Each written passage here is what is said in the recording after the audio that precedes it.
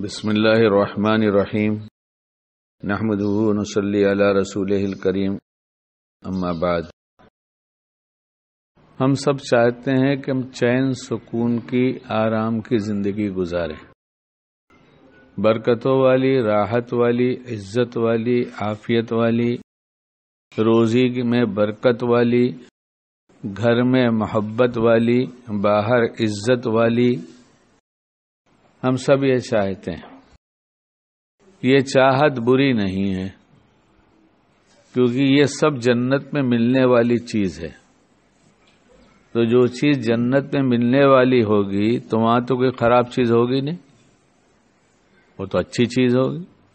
تو جب کوئی چیز چاہتے ہیں تو اس کے حاصل کرنے کا وہ اسباب اختیار کرتے ہیں جن چیزوں کے حصول کے لیے دنیا والے تجربہ کر رہے ہوتے ہیں یا کر چکے ہوتے ہیں یا دستور بن چکا ہوتا ہے، انہی اسباب کو ہم اختیار کرتے ہیں۔ تو جس اللہ پاک نے ہم کو بنایا ہے انہوں نے ہم کو یہ دینا چاہا، اس لیے جذبہ رکھا ہے اور اس کی تدبیر بھی بتا دیا کہ تم کو سب کچھ ملے گا۔ ہم نے یہ سمجھا کہ ظاہری اسباب ان چیزوں کے بن جائیں گے تو یہ سب مل جائے گا۔ اللہ کی طرف سے یہ بات نہیں ہے، تم اپنے آپ کو شریعت کے تابع کر دو گے تو سب مل جائے گا۔ ماحول والے جو کر رہے ہیں، لوگ جو کر رہے ہیں، ان کے پاس تو سکون اور چین کے وہ اسباب جو بہت زیادہ ہیں وہ ان کے پاس ہیں، مگر سکون اور چین نہیں ہے، اس لیے کہ جب اللہ نے اس میں رکھا ہی نہیں ہے تو ملے گا کہاں سے۔ اس لیے ہم جو کچھ چاہتے ہیں اس کو حاصل کرنے کے لیے شریعت پر معلوم کر کر کے اپنے آپ کو چلانے کی کوشش کریں۔ جو بھول چوک ہو گئی، غلطی ہو گئی، وہ ہو گئی، بندے ہیں، بندوں سے غلطیاں ہو ہی جاتی ہیں، لیکن اپنے حال پہ خود ترس کھائیں کہ اب تو راستہ بدل دیں ہم سب۔ اس میں خالی ظاہری چند اعمال نہیں کہ داڑھی، ٹوپی، کرتا پاجامہ، نماز، تلاوت، تسبیح، روزہ، صدقہ، یہ سب تو عبادت کی لائن کے کچھ اعمال ہیں۔ 24 گھنٹے کی زندگی سو کر اٹھنے سے لے کے بستر پہ جانے تک، اس میں یہ بھی طے کیا جائے کہ کب سونا، کتنے بجے سونا، کیا سنت ہے، کیا ہمارے حالات ہیں۔ ہم اپنے حال کی وجہ سے کہ ہم اس حال میں جی رہے ہیں تو جو ہماری عادت بن گئی ہے اس کو ہم اپنی ضرورت اور مجبوری سمجھنے لگتے ہیں کہ ہماری ضرورت اور مجبوری ہے۔ ضرورت اور مجبوری نہیں ہے، ہم نے اس کا حل تلاش ہی نہیں کیا۔ ابھی ایک صاحب سے ملاقات ہو گئی تو ان سے میں نے پوچھا کہ سب ٹھیک ہے، حالات ٹھیک ہیں، تمہارے کاروباری حالات ٹھیک ہیں؟ انہوں نے کہا ٹھیک ہیں، تو مگر کچھ تھوڑی سی تکلیف ہے۔ میں نے پوچھا کیا تکلیف ہے؟ کہنے لگے 3 مشینیں ہمارے ہاں ہیں، 2 بند ہیں، دعا کریں وہ چالو ہو جائے۔ تو میں نے کہا کچھ تدبیر کر رہے ہیں؟ انہوں نے کہا کاریگر بلایا ہے، وہ آج کل کر کے ٹال رہا ہے، آ نہیں رہا ہے۔ تو میں نے کیا کہہ رہا ہے؟ تو انہوں نے کہا کہ کہہ رہا ہے کہ رات کو آؤں گا، جب فرصت ہو جائے گی تب تمہارا کام کروں گا۔ تو میں نے پوچھا تم اس کے لیے انتظار کرتے رہے؟ کہاں انتظار کرتے رہے؟ کب تک کیا؟ کہا 11 بجے رات تک کیا، پھر وہ نہیں آیا۔ پھر 3 دن کے بعد وعدہ کیا تو نہیں آیا۔ 10 دن ہو گئے تو پریشان ہے کہ وہ آ نہیں رہا ہے۔ تو 10 دن اللہ نے چاہا نہیں کام ہوگا تو نہیں ہو سکتا، نہیں چاہا کہ نہیں ہو سکتا تو نہیں ہوگا، لیکن ترتیب پوری بدل گئی نا۔ 10 بجے تک جاگے، 11 بجے تک جاگے، 12 بجے تک جاگے کس لیے تھے؟ کہ کام ہو جائے، لیکن نہیں ہوا۔ تو اس لیے ہم کیوں نہیں طے کر لیتے کہ ہم مغرب تک کام کریں گے، کام ہو کے نہ ہو، ہم مغرب کی نماز پڑھ کے اپنے گھر چلے جائیں گے۔ پھر اپنے بال بچوں میں رہیں گے، کھانا کھائیں گے، جلدی کھائیں گے، دین سیکھیں گے، دین سکھائیں گے، کچھ تعلیم کریں گے۔ جب ہم اپنی کوششوں میں ناکام ہوتے ہیں دنیا کی، تو ہم یہ کیوں نہیں سوچنے لگتے کہ ہم کہیں دین چھوڑ رہے ہیں؟ ہم دین چھوڑتے ہیں، اس کے نتیجے میں دنیا کی ناکامیاں آتی ہیں، ورنہ کامیابی کے لیے دین اتارا گیا، شریعت دی گئی، اور جب کامیاب ہوتا ہے تو چین ہوتا ہے، سکون ہوتا ہے، راحت ہوتی ہے، برکت ہوتی ہے، اور بہت سی چیزیں جیسے میں نے پہلے عرض کیا سب ملتی ہے۔ ہم کب تک اپنا تجربہ دنیا کے لوگوں کے ساتھ اور ماحول میں رہ کر کب تک ایسے جئیں گے؟ کل کریں گے، آئندہ کریں گے، ایک ہفتے کے بعد کریں گے، اور خصوصاً مسجد میں نماز پڑھنے کا اہتمام نہ کرنا اپنی بربادی کے راستے بنانا ہے۔ مسجد ہو اور مسجد میں نماز نہ پڑھی جائے، میں نے ایک نہیں نہ جانے کتنوں کو دیکھا، کروڑوں کا کام تھا لیکن سب ڈوب گیا، سب ڈوب گیا، کنگال ہو گئے۔ اسے کتنے لوگ کے قریب میں مسجد تھی لیکن ہر وقت ایک عذر تھا، ہمیں یہ ہے، ہمیں وہ ہے، ہمارا فون ہے، ہماری مشغولی ہے۔ انہی کو بولو صبح میں اتنے بجے فلاں جگہ جانا ہے تو چلے جاتے ہیں۔ اس لیے ہم لوگ اپنے حال پہ رحم کھائیں، مسجد کو نہ اجاڑیں۔ مسجد کو اجاڑنے والا اس کا گھر کبھی آباد نہیں ہو سکتا۔ مسجدیں بددعائیں کرتی ہیں، اور اپنے کاروبار کی شکل اس طرح سے بنا لیں کہ ہمارا دین کہیں نہ چھوٹے۔ کل کریں گے نہیں، آج کریں گے۔ کل کیا چیز ہوتی ہے؟ آج کریں گے، ابھی سے کریں گے۔ اگر شرعی عذر نہیں ہے تو پھر مسجد کا چھوڑنے والا اس کی زندگی میں دین نہیں آ سکتا اور چین بھی نہیں آ سکتا۔ ظاہر کی دنیا میں اس کے بعد بڑی گاڑی بھی ہوگی، بڑے اچھے اچھے کپڑے بھی ہوں گے، مکان بھی شاندار ہوگا، لیکن یہ کوئی بات نہیں ہوئی کہ بہت سکھ چین ہوگا۔ مر گئے ایک صاحب، اللہ ان کی مغفرت کرے، آپ لوگوں نے نام سنا ہے، عبد القادر کہتے تو ہم عبد القادر کہتے انہیں، لیکن ان کو قادر خان کہتے تھے۔ عربی فلمی دنیا میں سبھی نے سنا ہے نا قادر خان کو۔ وہ ہمارے پڑوس میں ہی رہتے تھے جہاں ہم پہلے رہتے تھے، اور مال تو بہت تھا تو اس لیے گھر بھی بہت شاندار بنایا تھا، اور جو چیز راحت کی ہو سکتی تھی سب تھی گھر میں۔ مجھے ایک دن بلایا، شکیل بھائی کو بلاؤ۔ ان کے ابا عالم تھے اور ہم لوگ ایک ہی مسجد میں نماز پڑھا کرتے تھے، ان کے ابا اور ہم۔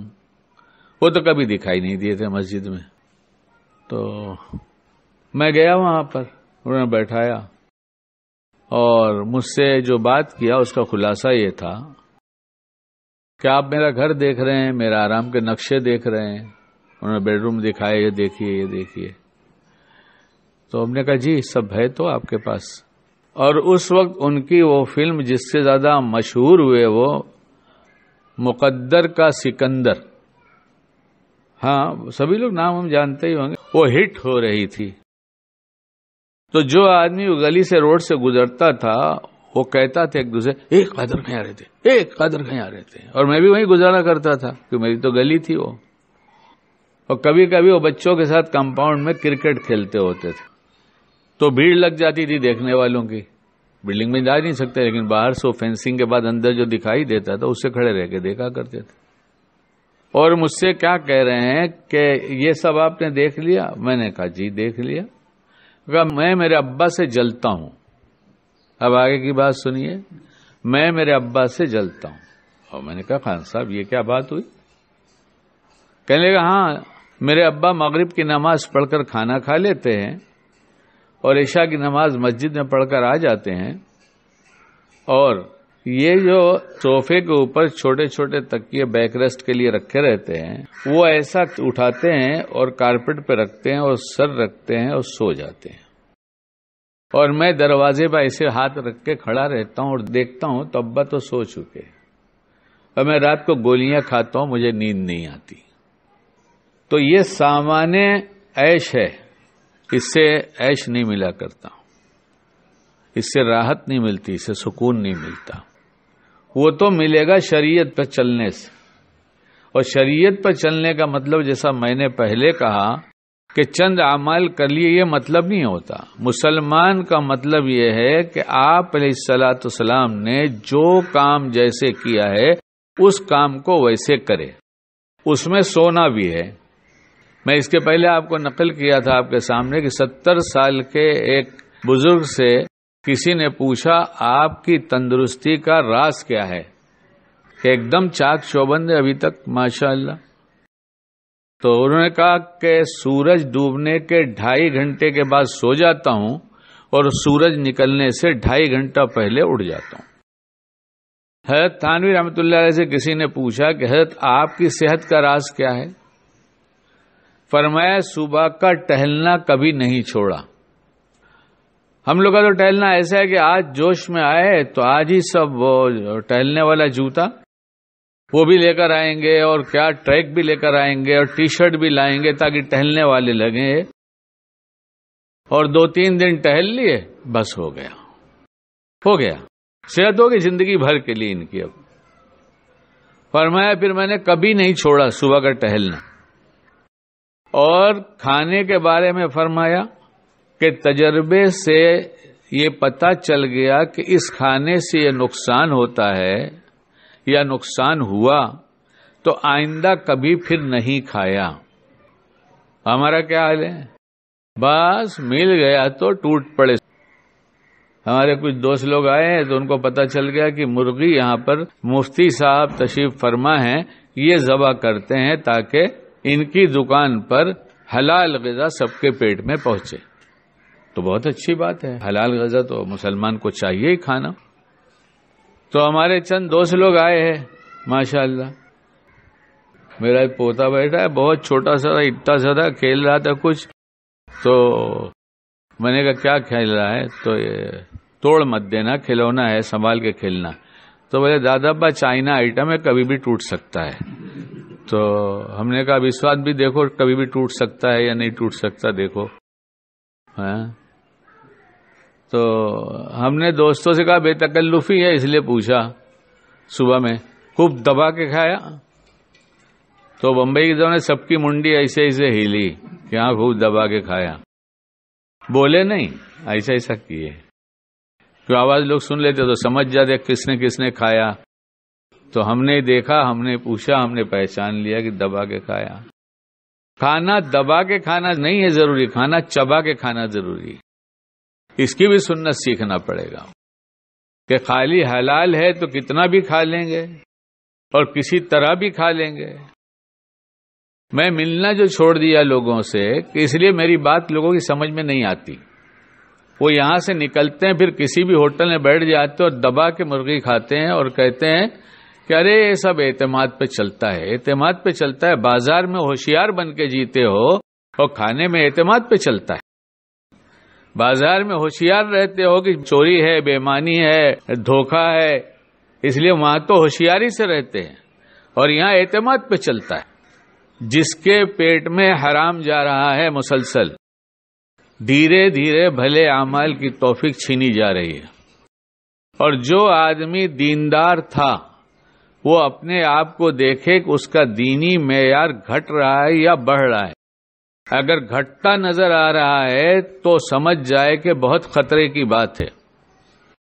پہلے نوافل کتنے پڑھتا تھا، ذکر اذکار کتنے کرتا تھا، مناجات مقبول کی پابندی تھی نہیں تھی، تہجد پڑھتا تھا نہیں پڑھتا تھا، اشراق شاہ شوابین پڑھتا تھا نہیں پڑھتا تھا، کچھ دیر تلاوت کرتا تھا نہیں کرتا تھا. سب اپنے اپنے بارے میں دیکھیں کہ ہمارا دینی اعمال ہماری زندگی میں گھٹ رہا ہے یا بڑھ رہا ہے.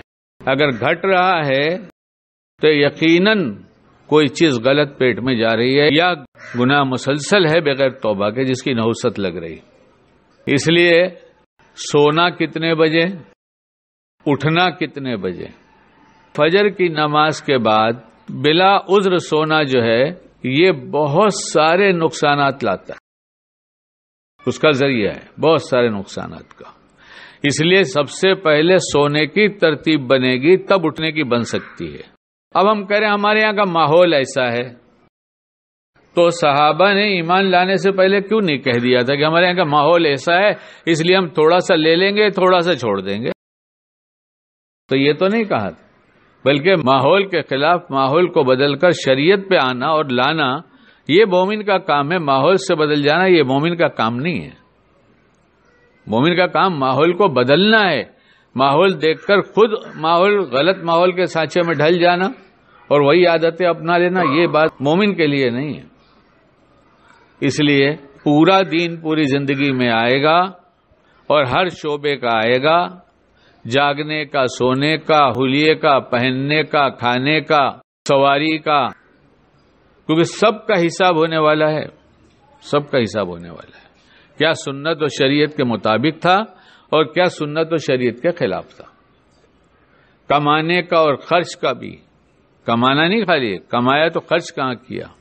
اس لیے موٹی موٹی چند باتیں میں نے کہا، اللہ مجھے بھی عمل کی توفیق دے اور آپ حضرات کو بھی سوچیں، مانگیں، جو عادتیں نہیں بدلتی ہے اس کے بارے میں دعا کریں، صدقہ کریں، بیٹھ کے گھر میں مشورہ کریں کہ ہم کو اب کیسے رہنا ہے، کیسے جینا ہے۔ اور گھر کا تعلیم کا ماحول نہیں بنائیں گے، بچوں کو صحابہ کرام کے قصے نہیں سنائیں گے، اللہ والوں کے قصے نہیں سنائیں گے، تو باہر کی اتنی سن رہے ہیں کہ اپنے آپ کھینچ کے دوسرے ماحول میں چلے جائیں گے۔ اس لیے ضروری باتیں ہیں کہ ہم 100% جو کچھ چاہتے ہیں، چین سکون، عزت اور برکت، راحت اور چین، یہ سب اللہ نے شریعت میں رکھا ہے، لیکن رسمی شریعت کی بات نہیں ہے کہ اتنا ہمارے یہاں چلتا ہے اور اتنا نہیں چلتا ہے، بلکہ پورا دین حاصل کرنا ہے اور اس پر ہمیں سب کو چلنا ہے۔ اللہ ہم سب کو کہنے سننے سے زیادہ عمل کی توفیق عطا فرمائے اور حلال رزق عطا فرمائے، جس سے عمل صالح کی توفیق ہوتی رہے۔